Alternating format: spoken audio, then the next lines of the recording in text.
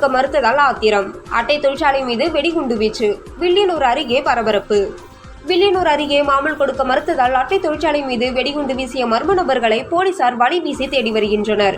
புதுவை மேட்டுப்பாளையம் பகுதியை சேர்ந்தவர் உமாபதி. இவருக்கு சொந்தமான அட்டை தொழிற்சாலை வில்லியனூர் அருகே கோனேரிக்குப்பத்தில் உள்ளது. நேற்று அங்கு ஊழியர்கள் பணியில் ஈடுபட்டிருந்தனர். இந்நிலையில் நேற்று மதியம் 2 மணி அளவில் மர்ம நபர்கள் 3 பேர் மோட்டார் சைக்கிளில் தொழிற்சாலை பகுதிக்கு வந்தனர். அதில் ஒருவர் கையில் வைத்திருந்த நாட்டு வெடிகுண்டை தொழிற்சாலை நோக்கி வீசினார். இதில் தொழிற்சாலையின் இரும்பு கேட்டில் விழுந்து பயங்கர சத்தத்துடன் வெடிகுண்டு வெடித்தது. இதனால் அதிர்ச்சி அடைந்த ஊழியர்கள் தொழிற்சாலையை விட்டு வெளியே வந்தனர். அப்போது 3 பேர் கொண்ட கும்பல் மோட்டார் சைக்கிளில் அங்கிருந்து தப்பிச் சென்றது.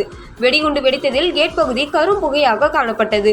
இதுகுறித்து உரிமையாளர் உமாவதி மற்றும் போலீசாருக்கு தகவல் தெரிவிக்கப்பட்டது. அதன் பேரில் Villianur inspector Arumugam, sub inspector Saranya மற்றும் போலீசார் சம்பவ இடத்திற்கு விரைந்து சென்று விசாரணை நடத்தினர். தடயவியல் நிபுணர்களும் அங்கு வந்து தொழிற்சாலை முன்பு சிதறி கிடந்த வெடிகுண்டு துகள்களை சேகரித்தனர். மேலும் ஓப்பனாய் வரவழைக்கப்பட்டு தொழிற்சாலை முழுவதும் சோதனை செய்யப்பட்டது.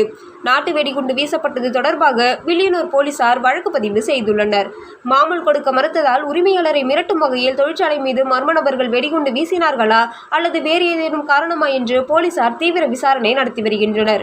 மேலும் அப்பகுதியில் பொருத்தப்பட்டுள்ள கண்காணிப்பு கேமராக்களை ஆய்வு செய்து மர்ம நபர்களை அடையாளம் காணும் முயற்சியிலும் ஈடுபட்டுள்ளனர். தொழிற்சாலை மீது வெடிகுண்டு வீசப்பட்ட சம்பவம் அப்பகுதியில் பரபரப்பை ஏற்படுத்தியது.